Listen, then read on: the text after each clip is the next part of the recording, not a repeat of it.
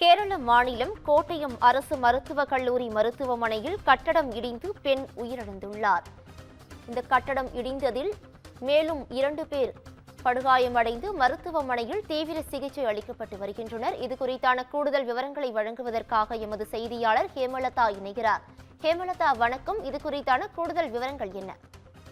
வணக்கம் பவித்ரா. கேரள மாநிலம் கோட்டயம் அரசு மருத்துவக் கல்லூரி மருத்துவமனையில் 14வது வார்டு அமைந்துள்ள பகுதி பாத்தீங்கன்னா ஒரு பழமையான கட்டிடம். இது 3 அடுக்கு கட்டிடம். இன்று காலையில பாத்தீங்கன்னா திடீரென இந்த கட்டிடத்தின் ஒரு பகுதி முழுமையாக இடிந்து விழுந்தது. அப்போ இந்த பழமையான கட்டிடம் என்பதால பாத்தீங்கன்னா இந்த பகுதியில நோயாளிகள் அனுமதிக்கப்படுவதில்லை. ஆனா உள் நோயாளிகளாக இருக்கக்கூடிய அந்த நோயாளிகளோட உடன் தங்கி இருப்பவர்கள் சென்று வரும் பகுதியாக இந்த பகுதி பயன்படுத்தப்பட்டு வந்து.